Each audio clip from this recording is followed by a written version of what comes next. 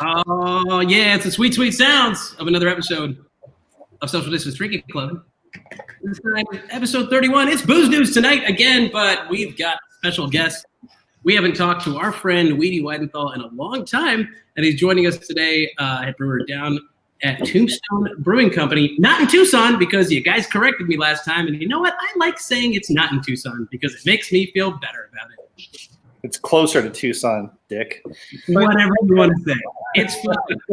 I'm just saying Tombstone because it's in Tombstone. Right, which makes me feel better saying that. Tombstone, those are different places. As long as you guys don't... you feel better to say that, if it makes you feel better to say that, Yusuf, I think that tells us a lot more about you than it does about Arizona geography. It just says a lot more about me having to already share this space with 3 Wildcats. It's a lot of space. This is, you know, this is basically what Jimmy Carter was talking about. So, like, if we could just come up with a UN resolution for this border situation, it'd be great. Hey, this is the best that Tombstone has to offer. You don't get to just change the banner nilly-willy. That doesn't work. It happened. And it wasn't willy-nilly. It was nilly-willy this time. Guys, thanks for joining us. Tell us what you're drinking in the comments, please. And hang tight because you get to chat with our friend Weedy from Tombstone in a few minutes. But in the meantime, let's go around the room like we always do and find out what the boys are drinking. Adam Green. Decided to go with a little Wren House, no comfort. It's easy drinking, and it's delicious. So it's like a good call. Cranking through the Wren House train. I've got a lot of Wren House right now, man. Going back to the stack. Oh, yeah. Adam Ledford, what do you got? I am going with the freshest Tombstone double IPA with Citra and Idaho 7, fresh in today in Tombstone. In Tombstone? Tombstone? I'm sorry, was that right? Did I get Tombstone? That's the ASU geography. I'm trying to make it easier for all our Phoenix fans. Well, I got a hold of Giddy was kind enough to drop me a growler of his latest beer. If you guys don't know Giddy, he is the chef and GM, if I'm not mistaken, over at Hungry Monk. He brewed a beer recently. He's been working on a brewery project in the near future. So I got a quick description from him, and I'll throw that at you guys. But it is called Haze Harvester, and it is good. It is exactly as he described it. 6.3%. It is a new IPA. Not as hazy as I expected it would be, but you've got Mosaic, Amarillo, and Equinaut. It's super fruity. He described it as having grapefruit and pineapple. That's basically where I was at. So cheers to you, Giddy, and cheers to the Monk. They're doing a great job of making sure people still wear their masks when they get up from their tables and when they walk in the door. So we like that. But here is the quickly printed tap handle that I saw. He sent me a picture of that. And they're doing it with Combine Brewing Company. So it is brewed locally. It's only available over there. So shout out to Hungry Monk for A, keeping people safe, and B, having something that is exclusive over there and brewed by Giddy. Delicious. Apparently it's a multi-function combine that also serves as a printer. They've got the printer in the back. It's the same printer they're probably using to print off their disposable menus because they do that. That's really cool. Robin says, I saw that. Yes, shout out to Robin. She actually is working at the Hungry Monk right now. Dropped off some masks for them last week, as a matter of fact. And she says, I've had a lot of compliments on my mask. Let me know. I'm happy to drop them off, especially for people working there. If they need to keep themselves safe and people coming in safe, I got you guys covered. So I'm super excited, guys. It's Booze News tonight. We've got plenty of fun stories. Adam Ledford, do you want to kick us off? Yeah, breaking news. Another Tombstone Brewing location. Indeed. In Sierra Vista. Very excited to have our friend Weedy Weidenthal, head brewer of Tombstone Brewing Company. Everybody say hey. Let's pop them in. Weedy. We'll all try to zoom in real quick. How's it going, man? Pretty good. How you guys doing? Good. Tell us what you're drinking. I've got a Surly Hellas going on right now. Nice. Surly's making some good stuff. Yeah. Yeah, I wish we could get it a little fresher down here in Cochise County. I was telling you earlier, I got a little nervous when I saw how many viewers you had, and I I was planning. All I've got in my fridge right now is light beers, and I was just thinking I would like ironically drink a Bud Light during this conversation. And I was like, oh, I got to go get something more respectable. I mean, you could drink truly a Mick Ultra. So literally whatever you have is on par with a quarter of our host. You guys hang tight. I've got something special. I've stepped it up. I'm in the craft game today. Aside from this, man. I'm not going to share it yet. It's coming. Okay. It's coming. If you say He's coming with the champagne of beers. I've done that already once. Nice. So, Weedy, man, don't hold back on us. Tell us about the news, brother. Yeah, so we've been working on this for a few months now. I think that I first heard about the opportunity to open a second brewery back in December or so. So we've been keeping this one quiet for a little while now. Basically, what we got was an opportunity to move into a second spot in Sierra Vista where we'll be close enough that we'll be able to truck wort over to the new brewery. So we'll be getting 8 15-barrel fermenters. And brewery will be, I think it's right now, the building's 11,000 square feet. No, sorry, it's 9,000 square feet with a 2,000-foot outdoor area. So a total of 11,000 square feet. 8 15-barrel fermenters, and we're going to be doing a lot of lagers there. I'm actually, as you guys know, we haven't really done flagship beers in the past. We are working on a core lineup of a Helles, a Pilsner, and either an amber lager or a Schwartz beer. I'm not sure yet. Then obviously we'll still have plenty of tanks to continue cranking out IPAs and stouts. But the big thing for me as the brewer being excited to get into some styles that we don't really get to brew because of our limited tank space at the moment. Now you're going to do those sweet, sexy horizontal lagering tanks, or So we actually already have 3 horizontal lager tanks, and they're pretty cool for saving floor space because they stack. But at our small scale, at 15 barrels, there's not a huge difference in the way that the beer behaves. There's no quality difference in the horizontal and the vertical tank at our scale. And normally the main advantage for horizontals is you can speed up the lagering process a little bit. For us, we just don't have a whole lot of space for the yeast to fall through our vertical tanks anyways. So we might move the horizontals over to the new place, but it's kind of nice having them at the brewery now for blending tanks for our barrels and stuff like that. So I'm not entirely sure what we're going to do with those yet, but my plan right now is to lager in vertical tanks. So what was it that made this location in Sierra Vista, like the building, the town, the choice for you guys to locate there? Well, we did get a pretty sweet deal out of this, where it was kind of a no-brainer. There's a developer that they wanted a business next to some of their hotels, and so they wanted something for their guests to be able to do and everything. But there's also a big Sierra Vista community revitalization project going on in the West End now. And so I think we're just kind of part of the phase 1 of what hopefully will eventually be an entertainment district. And so, there's a lot of merit to saying, like, why don't you guys just open in Phoenix or open in Tucson or whatever? But for us, we get to make a pretty big positive impact in a small town. And that kind of impact, I don't think, would be felt in a bigger town where there's already so much prosperous things going on. So, for us, this is a kind of an opportunity to be part of the community and to, have a big positive impact. Totally. Yeah, going deeper in a smaller market, I think, is where most smart brewery entrepreneurs have figured out is the safer, sweeter spot for lower volume production. Right. Yeah, we could produce enough. It's just you've got so many other things. We've got a really great quality of life living down here in Cochise County, and there's so much to be said for that. So we're happy doing what we're doing. Kind of stay in our lane and enjoy it. I was going to say, because obviously Tombstone has a great reputation up pretty much everywhere. You know, like you guys, it's not like that you just need to stick in a small city to sell your beer. You'll sell it anywhere you go. So it seems like that seems the plan, to stick with these smaller cities, have a bigger impact where you're at, given that your beer could go pretty much anywhere.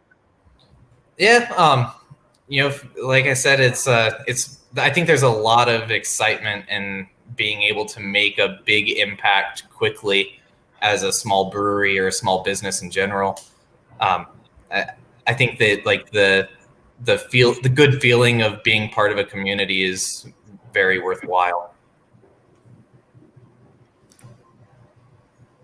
You're just a little bit closer for us here in Phoenix, so we can get maybe even a little bit more distribution and volume with more space. So I'm excited. Yeah, you'll definitely get more distribution, no doubt about it. Because right now, at our current brewery, we have 60 barrels of fermentation space. We're increasing with the new brewery. We're getting an additional 120 barrels of fermentation space. So theoretically, we could be producing double the amount there that we are producing in Tombstone. That's not really going to happen because we're going to be doing a lot of lagers, obviously a slower turn time. But we'll definitely be brewing some IPAs and stouts there. So yeah, there'll definitely be an increase in the beers that you're used to seeing from Tombstone coming up to the valley.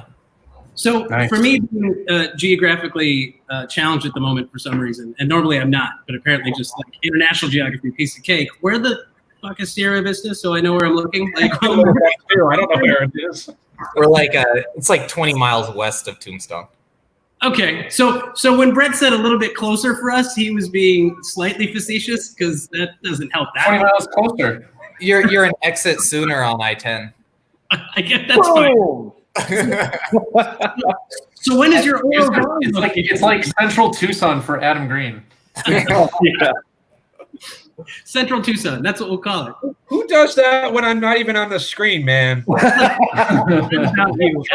But You know what'll be cool for people that come down though is we're going to all the beers that you're used to seeing on tap at Tombstone Brewing Company will be on tap at Tombstone Brew Pub, plus so many more beers that are going to be brewed at the Tombstone Brew Pub.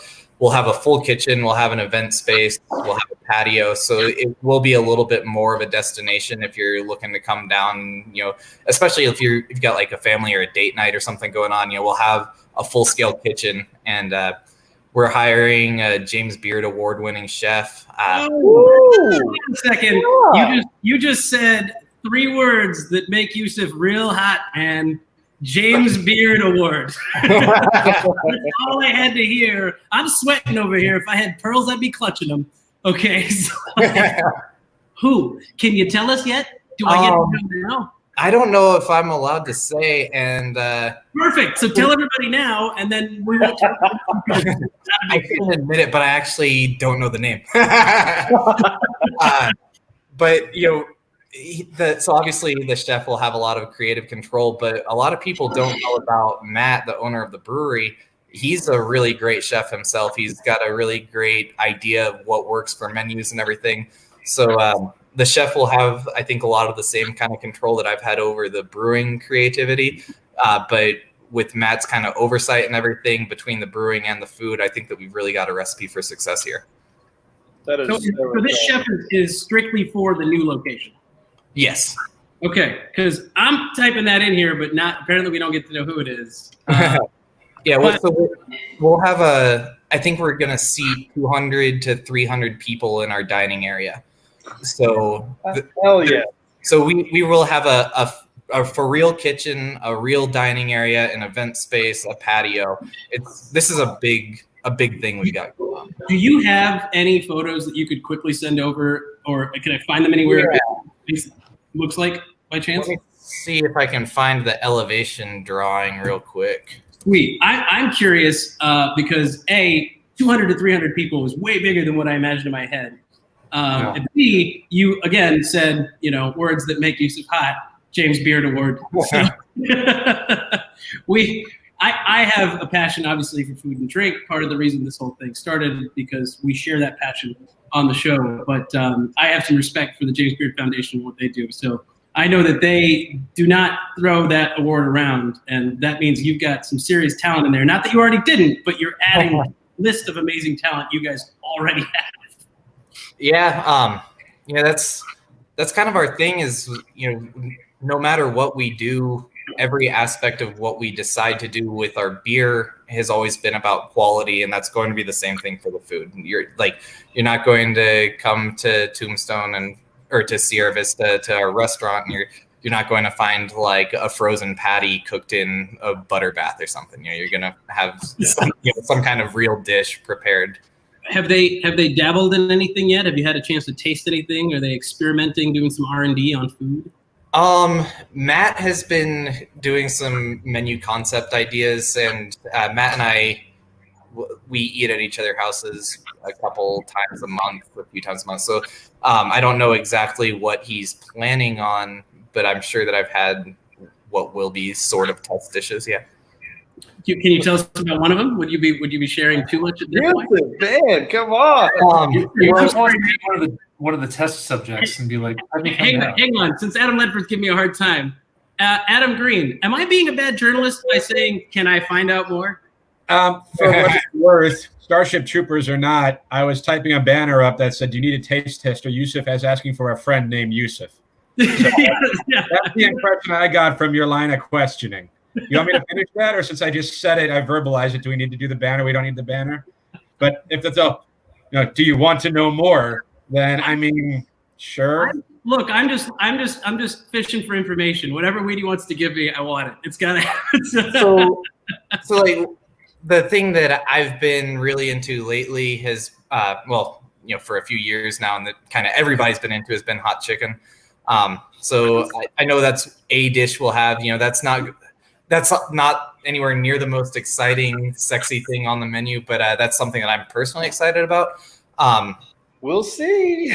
Everybody's doing hot chicken, so it's like if you say you're doing hot chicken, very sexy. It's kind of right now. It's like saying hot chicken's like I'm brewing another hazy IPA, right? So it's like everybody's doing it. But we're getting to that point for sure because everybody is making hot chicken, and I can't wait because they tried to do a hot chicken throwdown thing in Arizona last year, and I think they might have done it the last 2 years. But now we have enough like hot chicken competition that it might be way more intense and exciting and possibly cause a fight or two. So, right.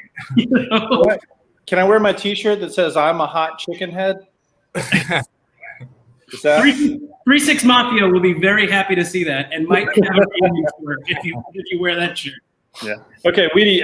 Serious question. Well, let's see what Robin has to say. Are you creating a juicy social distancing beer? Are they all?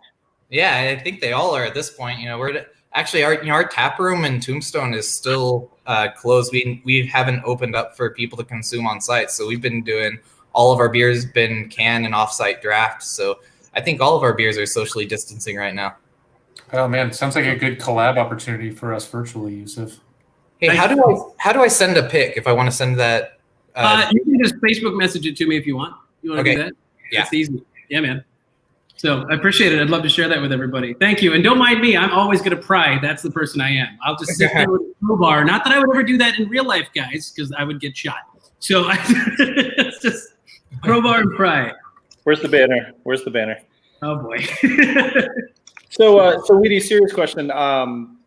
Ever since the first time I went out to the brewery and Brewery Taru, the idea of transporting wort to a second site just seemed to make just a ton of sense because you get around a lot of the legalities because you're not moving alcohol from building to building. You're just moving something that will one day be alcohol. Did their model in any way influence your thoughts on doing this? I mean, it's not as common as I would think that it would be. Well, there's a lot of challenges with moving wort because you don't have a stable product. You have something that's very prone to contamination. So my initial reaction when Matt asked me about this was kind of like, nah, I'm not that cool with the idea of transporting wort 20 miles. But we did keep on looking at options. I found some transport containers that we'll be able to fully seal up. We'll be able to put on a flatbed trailer. We'll be able to drive it over there safely. So one of the big things, we will be expanding our lab capabilities a little bit, and we will be hiring a cellarman who basically their main job is going to be yeast handling, tank cleaning, and transfers. So they'll be entirely in charge of making sure that the brewery stays contamination free in transit. That's a full-time job on its own. So, knowing that we were going to go all in on doing this kind of transport, it made sense a little bit more. But there's definitely still some concerns. Nothing is ever entirely risk-free. So we're taking all the precautions that we can. And I've got a lot of confidence that we'll be able to do it safely. But I think initially, if you're talking about transporting wort, you're normally talking about a sour brewery. Hey, Weedy, for our viewers that have not done the brewing process, can you maybe enlighten them as to what wort is? Because I think we all know, but I'm guessing other people may not. Well, most of us know Adam Green can't even spell wort correctly. Before you do, Adam Green. That's a fact. Adam Green described a space disease that doesn't exist called Star W-A-R-T. And for anyone watching, I want everyone to know that he went to Tucson for journalism school, and I went to Arizona State University's Cronkite. Trying to combine words in like a pun type. I was explaining how I went to better journalism school in Phoenix, Arizona State. Thank you, Uncle Walter, R.I.P., for teaching me how to spell. So, what were you saying, Adam? I'm sorry. Have we seen your other banners? Do we need to go back to previous shows and your banners? Let's not. I'm just saying, we combine two words for a joke. Sometimes you use the wrong vowel. That's all that happens. I think you're getting very defensive, and I really want to hear Weedy explain what wort is. Wort's just the unfermented beer. So the concern with transferring wort is that you don't have the alcohol inhibiting microbiological growth. So we're going to have to make sure that everything's exceptionally clean, sanitary. There's a difference between sanitary and sterile. We're going to be doing our best to get close to the point of sterilization, not just sanitation. And then we'll have to make sure that everything's well sealed and pressurized in transit. So the yeast will be getting pitched at the new brewery. The beer, the wort, will be being brewed at the current brew house. I got that photo you sent, Weedy. I want to share it with everyone. So this is a rendering of what that will look like. Ooh. Oh, boy. Yeah. Yeah. So what you're seeing there is kind of like an outdoor covered area.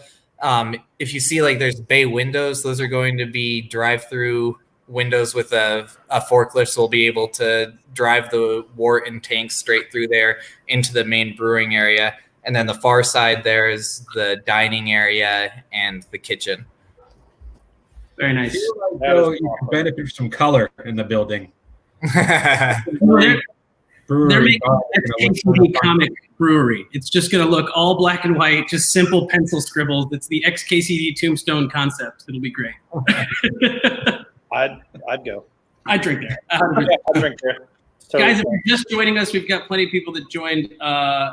We always love to ask. Yes, actually, that would be fun. By the way, Weedy, not that, I'm the guy with the crowbar asking questions, but you want to make a beer together with us? What do you think, Weedy?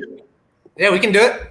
Yes, that's what Actually, I know that the question that always gets asked is what beers are coming up, so I made sure I pulled up my production schedule ahead of time. So we've got an opening, looks like August 10th. What are you guys doing?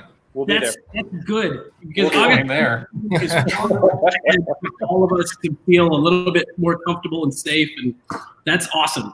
Yes, Jonathan, I'm putting it on my calendar. I warn you, Weedy. The last time the four of us combined to make a beer, though, it didn't go so well. No, yeah. That was those two. Yeah, which is why the three of us did a great job. Nothing here. Don't even. Adam, technical difficulties. It's fine. Can I just point out something? It's okay to be completely honest, Adam, and I appreciate that about you, and you're a very nice guy. But you don't have to put all your flaws out on the table on the first date. No, that's all of them. And not the third, man. Flaws. They're out there. Done. We can move on. It's fine. And on that note, thanks, JGM. Go Devils. Because you know what? We're good. I'm in, Weedy. August 10th. Let's make it happen, man. We'll talk about it some more. I have one other question. Weedy, you're talking about Matt being a good chef, but don't sell yourself short, man. You are making all sorts of amazing things down there. What's your favorite smoker rig setup crazy meal that you've had lately? The most interesting thing I think I've made recently was I did a smoked fish dinner to pair with our Rauch beer. I was trying to recreate a dinner I had in Bamberg when I was there for brewing school, actually at Wireman, the Maltster. They had hosted our class, and they had smoked what they called salmon trout. It's actually, we call it steelhead trout in the United States.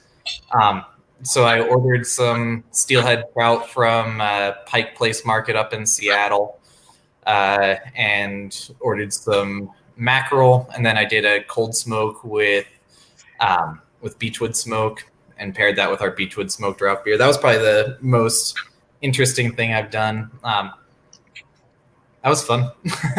It sounds good, man. I have actually, that smoked fish is one of the things that I haven't dabbled in too much. I've had smoked trout once. I've had obviously tons of smoked salmon, and I'm sure, actually I take that back. I was going to say I'm sure Adam has too, but I remember he told me the other day he doesn't like lox. I don't know why. Oh man, I love it.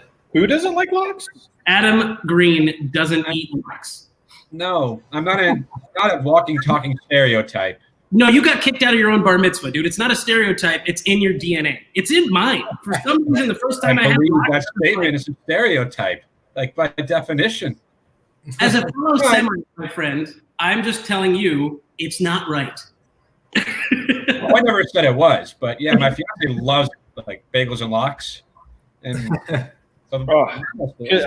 could eat my weight in lox. I think I would be willing to try. Real quick, since we've got a bunch of people joining us, as I said a few minutes ago, we always ask, what are you drinking? Tell us in the comments what you're drinking. And as a celebration for the now potential, maybe possibly collab with Tombstone, I'm going to open up a Dub Light. That's right, guys. I've graduated. It's craft. It's Dub Light. Yeah? It is Destination Unknown Brewing Company. I'm going to pull an Adam Green and read this so I can tell you exactly where they're at. Bayshore, New York. What's going on here? Adam Green. I don't have the Dub Light. This is why Adam Green went to a mediocre journalism school. No, because I went to a mediocre journalism school. Well, no, I mean, you were never worthy to begin with. All right, we're going to need first impressions here, Yusuf. We'll wait. You know what, guys? That's a pretty fucking good light lager. I'm not going to lie. This is good. This is really nice. Does it taste like anything? It's so it does is the thing. It's almost got. It's not quite as as malty the word I want to use to describe a Helles, because Helles has kind of that like almost caramel back to it when you're sipping on a Helles. Am I speaking out of turn here, Weedy? Correct me. So maybe that's not the description I'm looking for, but it depends on the Helles that you're drinking. So Helles in the United States is typically pretty different from Helles in Munich, because U.S. brewers are getting like a diluted version of what a Munich Helles is with either what's distributed here, or they're reading what somebody else says it is, not experiencing it themselves. Normally a Helles is like kind of bready. I wouldn't call it a caramely for sure. So this is so maybe bready is the word I'm thinking of, and like this is what I'm tasting right now is like it's almost like I have like a liquid baguette in my mouth. Oh, is it like a crackery crustiness? Yes. Yeah. I'm trying to describe the crackers I used to get. There were these Armenian crackers my grandfather used to sell at the grocery store.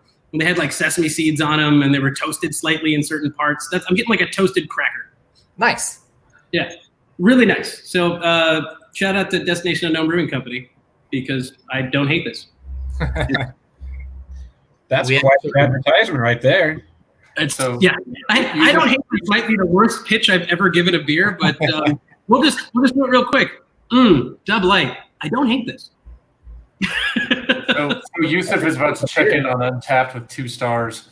Yeah, it's best 2-star rating ever, guys. This was amazing. 2.5 stars. Weedy, if you don't know, I have the most strict ratings on Untapped for beer. I don't know why. I'll say something is amazing, but I'll give it a 3.75, and the guys give me a hard time. But once you've had the Holy Grail, then you can't just rate everything.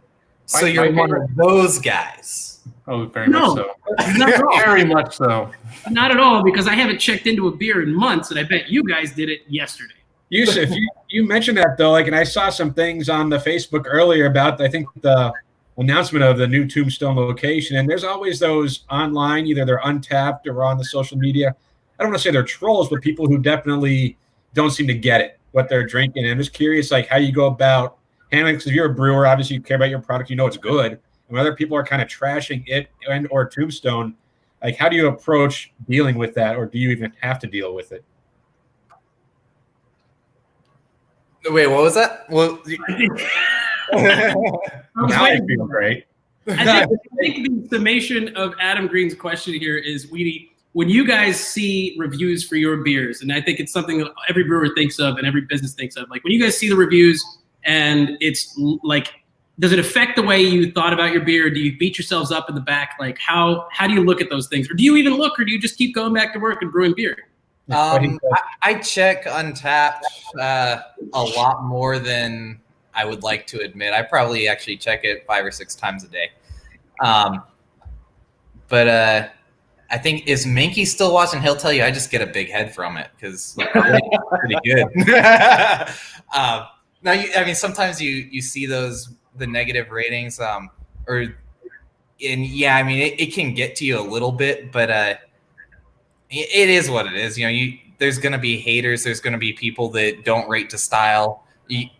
Especially when we're brewing Pilsners and Helles and stuff. It's only been recent that at least on Untapped, people have started rating those beers as being anything above. It used to be if you had a 3.7 rating for a Helles or a Pilsner, you had a great rating. In fact, our Pilsner, we released our Pilsner for the first time, I think in 2016. It was the 5th or 6th batch of beer that we brewed. And the Pilsner rated 3.78, and it was ranked as the 13th highest rated German style Pilsner on Untapped at the top. So dumb. That was yes.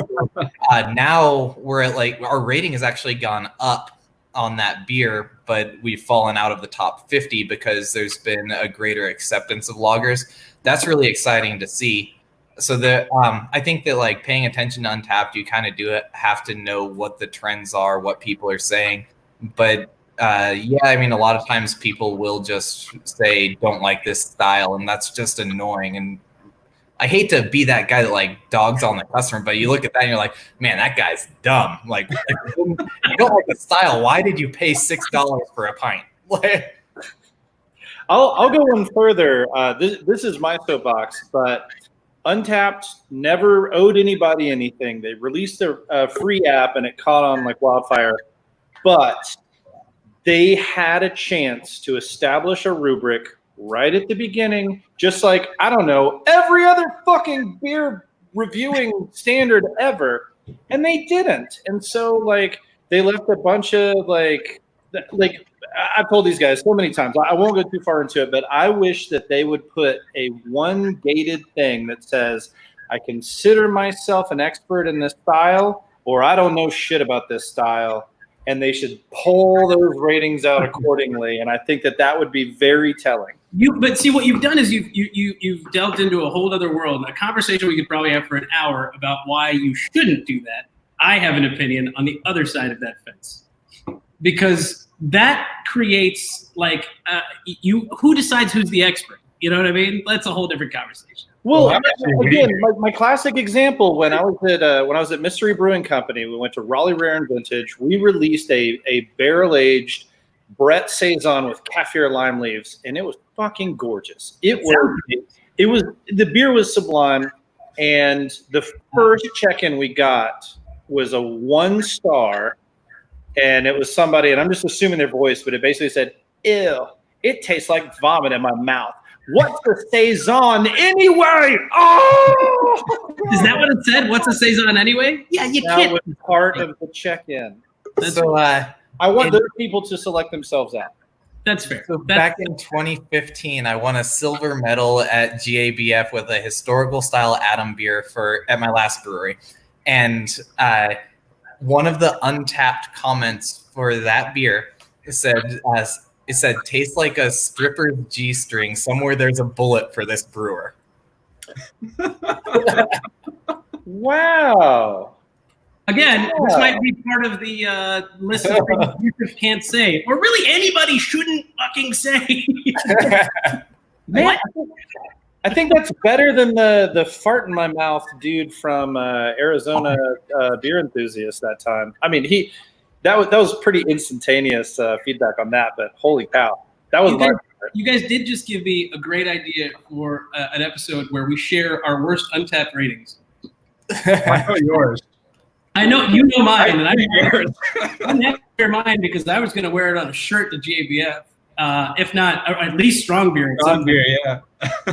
That's going to happen, and to the people that it affects, I'm sorry. Let's do a whole Untapped thing. Let's talk about, like, if we were the kings of the universe, what would we change about the most popular beer rating platform that's ever existed?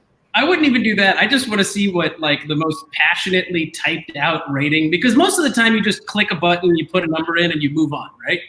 But like some people will take the time to write either a diatribe or something just hellishly horrible and explain it. Because for some reason we only have the effort and energy to be that passionate about something if we hate something.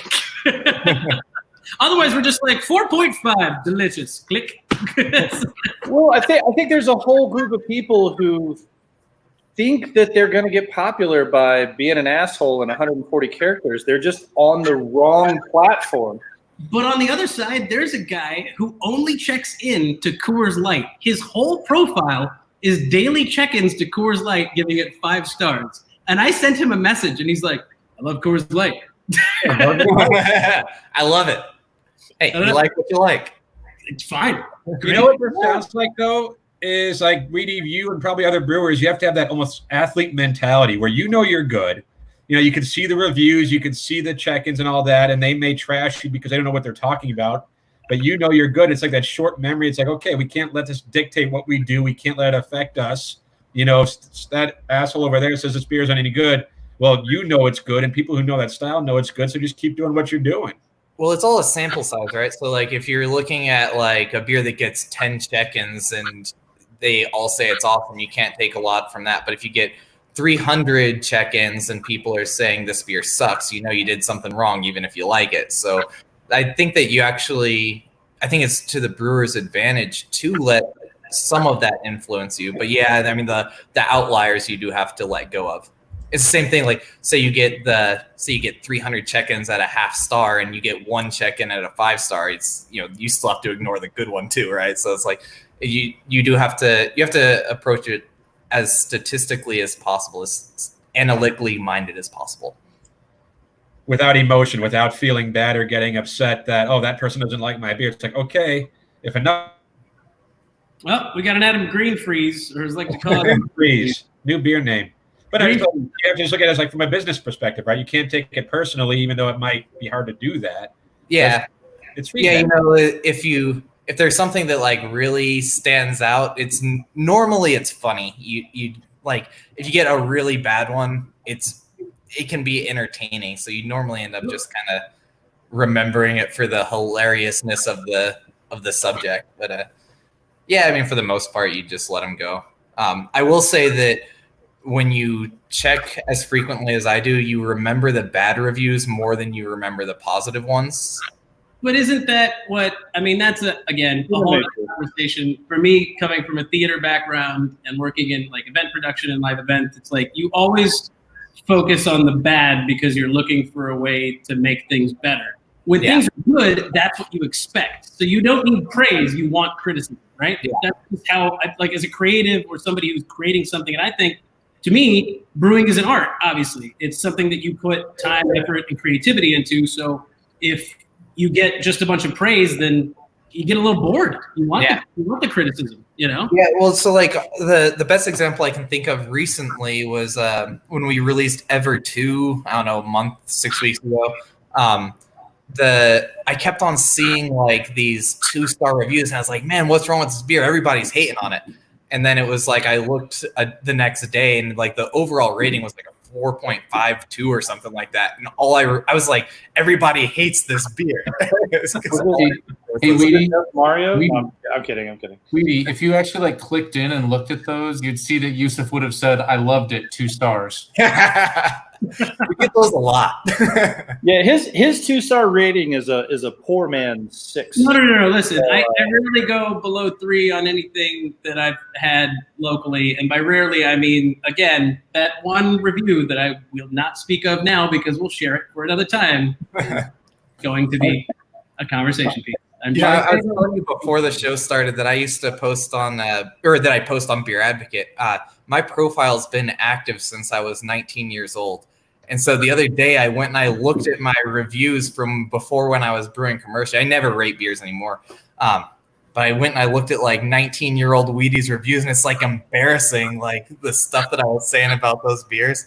If you go back and read, I think no matter at what point you are in your reviewing career or reviewing hobby, you go back and you look at your original ones, you're like, why did I say that? That's weird. I just found this random post, Weedy. Nice. I think it's on Beer Advocate. It says, I'm Weedy Weidenthal, brewmaster at Tombstone Brewing Company, beer me anything. If I did that picture, the profile picture actually comes from when I was 20. Boy, look at that.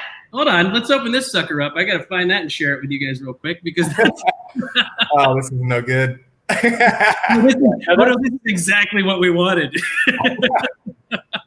By the way, something else that speaks to talent and intelligence, the fact that you were drum and bugle corps, man, I have so much respect for you for living that insane whirlwind life. Real quick, context on this photo, because it looks like you're in some sort of grove. Yeah, that's at Crosby Hop Farm in Woodburn, Oregon. Nice. Selecting our hops in 2017. Hell yeah, man. That's awesome.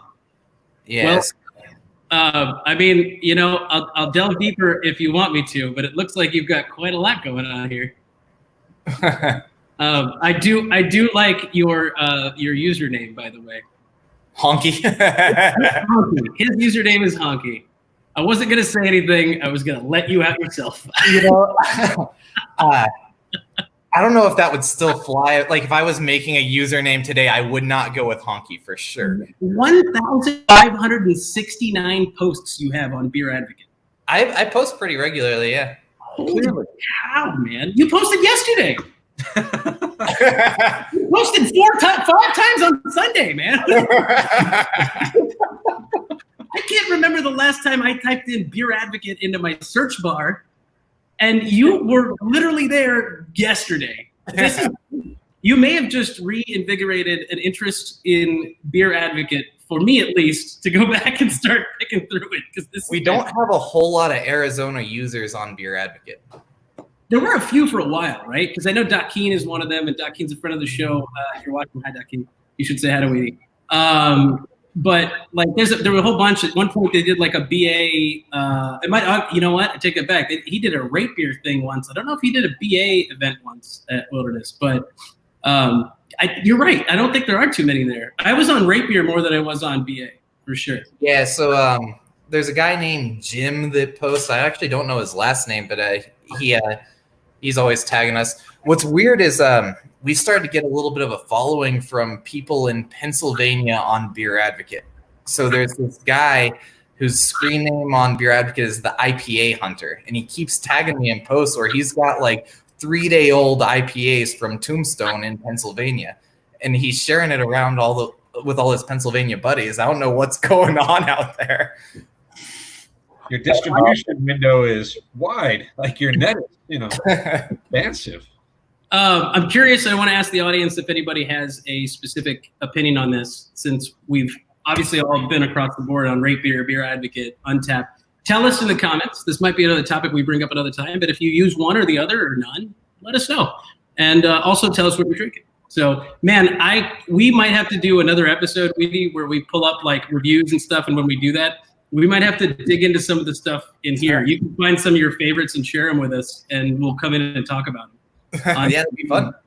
Yeah. And I do want to hear more about your travels and, having a chance to go out. You said you were in Munich, right? So. Yeah. Well, I did the World Brewing Academy, so I studied in Chicago and Munich, and then did a European brewery study tour. There's like a 2-week tour of Germany, Austria, Belgium, Netherlands. Thanks. That's awesome. All right, Weedy, I know you're a busy man. I just have 2 quick questions for you. One, how the heck is Donnie Baseball? Oh man, he's doing great. He actually took his first steps tonight, like 10 minutes before we started this. Oh no! Now we're dicks. No, he was so ready for bed afterwards. You have to clarify that you were talking about his son. sorry. Your son, Donnie Baseball. Throw a name. Was it Donnie Baseball? Is that what you said? Yeah. Yeah, you can't just say like, "Hey, how's Donnie Baseball?" Because like, if anybody's watching in New York, they're like, "I fucking know Donnie Baseball. Fucking Donnie Baseball's doing great." You know, like, he's walking again. He was in a walk. Fucking Donnie Baseball got hit by a He was the 1984 batting champion. What are you talking about? Don Madden is recovering in Weedy's living room. You guys, the worst thing that happened to fucking Donnie Baseball, 1984 batting champion. He got hit by a baseball bat in the back alley in the Bronx. Never walked again. My God. What do you mean he's walking now? So, second question is, what do you think for our SDDC collaboration beer? Let's do an Eisbach and call it Grain Freeze. Oh man, that'd be awesome. But I don't think that we can legally do icebox. Well, equipment-wise, how the hell would we do that in Southern Arizona? Why would you bring it up? Why would you do that? We got amazing. Our glycol system is sized appropriately to where we could do freeze distillation. We've talked about it several times, but legally you're not allowed to do freeze distillation in a brewery. Interestingly enough, even though there's no upper limit on ABV in the state of Arizona, you just can't freeze distillate. Yeah, it's actually a federal thing. I don't think that even like a lot of people think that Ice House is an ice beer, and I don't think that it actually is. I don't even think with a distilling permit you're allowed to do that. You can't concentrate beer in any form based off of federal law. Fair enough. Well, here, let's do this. Weedy, we'll let you noodle on. Can you guys stop? Okay, that's enough. You've had enough. You had enough Weedy time. Stop it. You're making him uncomfortable. You asked about his kid, and then you wanted to ice his Bach. I don't know what that means. It's dirty. Weedy, we've had you for a while. I don't want to monopolize your time, and I don't want to spend too much time with you right now because I think we're going to have a great time having you on next time. Sweet. And I appreciate you sharing your time with us, guys. If you missed out, rewatch this afterwards. We had a great conversation with Weedy Weidenthal. Thank you very much. Cheers to you, my friend, for being here. So, as always, we like to do a little group cheers on the screen. So if you've got a drink in your hand, boom. And if you're joining us right now, tell us what you're drinking. We're going to hit a couple of quick booze news stories. But tonight's booze news was a lot of great conversation with Tombstone and Weedy. So thank you to Weedy. And we'll catch you soon, my friend. You're welcome to hang out backstage, watch the show, and we'll catch up with you in a bit. Appreciate you, my friend. Sounds good. Thanks, brother. Thanks for your time.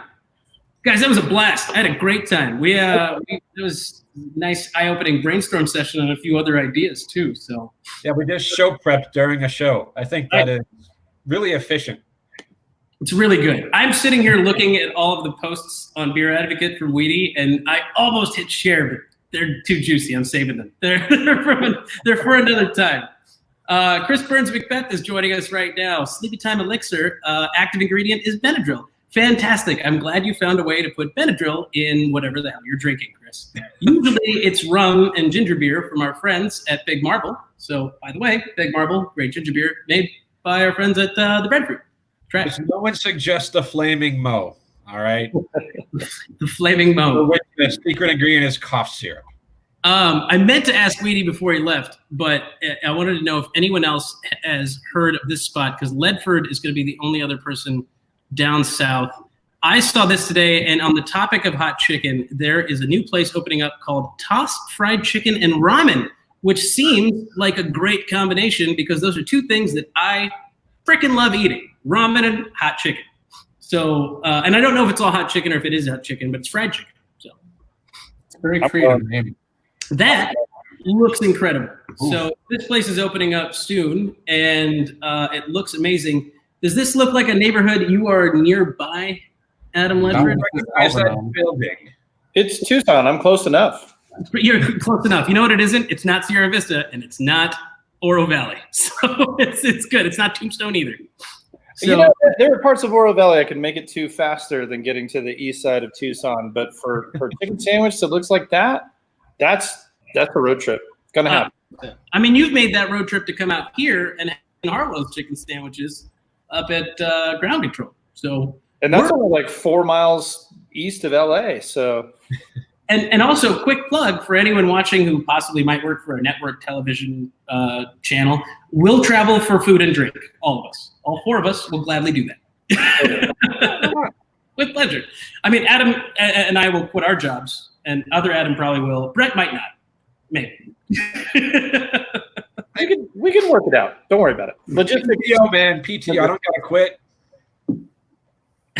I do like, though, that chicken is making this big, I don't want to say comeback, but so many places are coming with hot chicken or different fried chickens where it's like the big deal is chicken, it seems like right now. And I'm here for it. Like, I like it. If hot pork was the thing, I'd be a very sad guy. And not because I choose not to eat pork, not because of, I don't want to eat pork. I choose to eat pork as often as possible. I know. I'll say if suddenly there was like a Chinese revolution culinarily and char siu was like the new thing, I would be so happy. So happy. Adam, you sent me a really interesting story. So speaking of booze news, I'm looking at a whole bunch of missing money, and I want you to tell us about it. Basically, this is why your day is going better than it has a right to, because you are not a company that lost $2 billion on its ledger. They had to delay their financial reporting because they can't find $2 billion. And to be fair, this is a European banking credit card processing. Like they're in the world of finance, and the guys who you trust to, at a national level, take care of your finances, they totally lost $2 billion. So the CEO resigned. Now we're getting the word, and this is, I suspect, spin heavily, but that it's probably some sort of bank or some sort of accounting error, and the ledger is wrong rather than they actually lost $2 billion extortion. Did they check the couch cushions? I'm just saying, like, how do you lose $2 billion? Like, this is a whole different, that's a different ball game. That's not like, well, we figured out that there might have been some things going on, and the CFO is getting fired. We lost $1.7 million, even $20 million, $2 billion, just gone. I feel like if you can lose $2 billion, you probably don't notice that it probably doesn't hurt you that much. And maybe that's just my own perspective. I mean, it's a lot of money, but I imagine if you have that kind of money, you can lose it. You're probably doing fine outside of the money you've lost, like how you misplaced it. Like, I lost my wallet one time. I think there was like $100 in it. I was devastated, but Well, that was 90% of all of the dollars to your name at the time. Yes, he had $103. Just imagine if you actually, instead of that, lost 20 million wallets with $100 in them. It would be a lot of money. Adam Green, you sent in a story about Americans actually drinking less during the pandemic. Now, we talked about this a few weeks back, and that doesn't add up because we had stats that said that people were buying booze and it was through the roof. Like, at home, people were consuming a ton of alcohol. So evidently, that was just us. Like the 4 of us, I think. That was helping. I mean, I find it hard to believe. But maybe the 120,000 deaths are just the heavy drinkers from the 100,000 deaths from coronavirus. It could be possible. Or you can have more people stockpiling, hoarding, or individual consumers, but like the society at large is consuming less. Hard to say. What metrics are they basing that off of? I don't know. I should have read the story more thoroughly before coming on this show to talk about it, admittedly. Fair enough. But show prep is your thing. So I read the headline. Adam, since you didn't read through this story completely, I'm going to go ahead and give you the opportunity to go ahead and, tell us everything on your.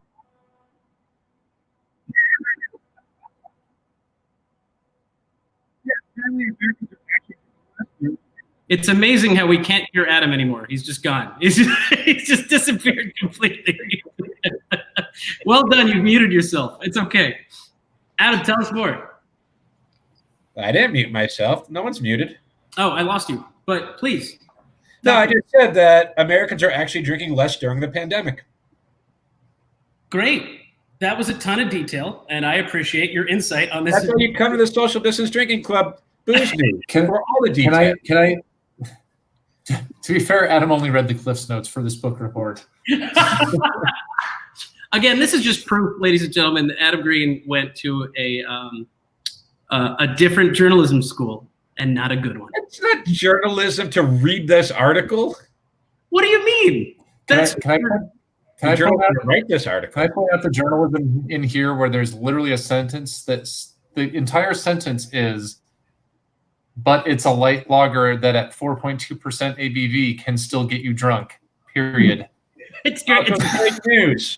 It's incredibly great news. Incredibly great news. I find it hard to believe, so I'm going to call big fat BS. But I'm looking at this stuff. Do you think it could be where early on people were drinking more, and then it kind of tapered off a little bit as people settled in?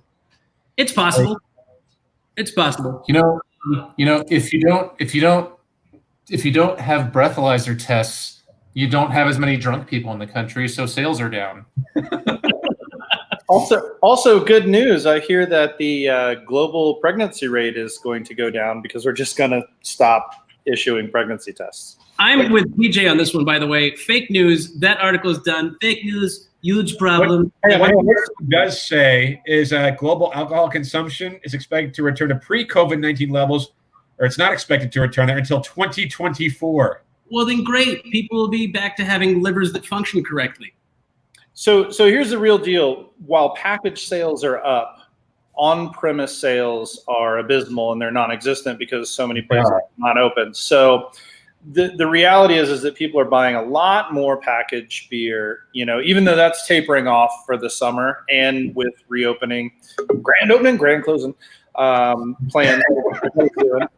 So I think that's what's going on, is that we're seeing more global sales in off-prem, but it still doesn't make up for how much thirsty ass people are not in bars right now.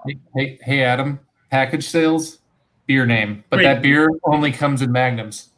Great. If you get it in U of A because they stepped us, yes. That's a Burns burn. If you've got an opinion, tell us in the comments. I call full-on fake news on Americans are drinking less during the pandemic. Just saying. I just call BS. It's there. Actually, Weedy, are you still back there? Do you have an opinion on this, Weedy? You want to squeeze in and tell us what you think? Do you think Americans are drinking less or more? Statistics don't matter. I want your personal opinion. Weedy. I've drank a lot more. Bingo. That's all I needed. Weedy, you're out. See you later, buddy. Boom. Confirmation.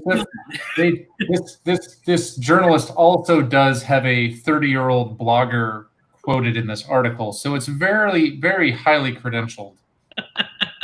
I'm glad we dug in and found just top rate, 3 confirmed sources, 3 confirmations on sources. We just nailed this article. Adam Green, great job. I found your news. It's Chris McBeth says Weedy proof. That's all we need. We need Weedy proof. Guys, tell us what you're drinking. ABV level. I'm going to go ahead and tell you, I am trying this Nugs on Nugs. It is abnormal. And they're using all nugget hops. And I love nugget hops. And this is a get off my lawn moment. But there are times that I really miss beers with nugget hops in them. And this is delicious. Sweet. Yeah. Adam Green, you have something fresh there, buddy? Mercury Mine? Mercury Mine. There Or the you go. Rent House collection, because most of my fridge is Rent House at this moment. Very nice. Not bad about it. Weedy, if you've got a drink, I'm going to bring you on as we wrap up the show here in about 60 seconds. So if you've got one, we'll do a quick toast together. I'm going to go grab myself a Tombstone beer because Weedy's with us. So, Brett Barry, what are you drinking, sir? I'm still finishing up my stack. I'm not trying to get to round 2, so I've been nursing it. Have you noticed? So Brett and I recently talked about the stack and what kind of like hop assertiveness it had. It has that beautiful monkish quality level of hop burn in it. Is that toning back at all based on first experiences, or you want it and you're going for it where it is? It's a little bit of both, but also I got a crowler order coming, so I'm going to let that one sit for a week or two and then share that down the line and see how that one settles down. Nice. Here's what I've got to bring to the table, and it seems like a really good beer to have as we wrap up the show. Mr. Weedy Weidenthal, you are with us as we wrap up. Guys, tell us in the comments what you're drinking, and on the rewatch, pop it in there too. And thank you guys for watching the show. Don't forget to support us, socialdistancedrinking.club.com. You can get a shirt, and if you work in the industry and you're here in Phoenix, you need a mask, grab one. So what did that say? It's our typical quarterly budget on Arizona wine. And no, you're not alone. Dude, I have already drank through. I am like halfway, if not 3/4 of the way through a full year's worth of Chateau Tumbleweed releases. So there's some good wine. Serious question, Yusuf. Our friends, the Robinsons, how much is their house just overflowing with beer cans and bottles that need to be drank since they haven't been able to do a cellar clearing? I would say at this point, their net worth is, if we took away all their property they own and whatever they have in their bank accounts, the beer's probably still more. So They drink so much good beer and have so much good beer left. It's ridiculous, and I miss them. Making sent me a 20-second video of his cellar. It's fucking ridiculous. Weedy, hang out with us. We'll chat with you after we go offline. We'll have a quick toast and a drink afterwards. But in the meantime, guys, thank you for joining us. I'm going to pour myself this delicious, bright and juicy number 5. And it's been an absolute pleasure to have you guys on the show. And an amazing conversation with our friend Weedy Weidenthal from Tombstone Brewing Company. Thank you guys for joining us. Thanks for hanging out. We'll see you guys on the next episode of Social Distance Drinking Club.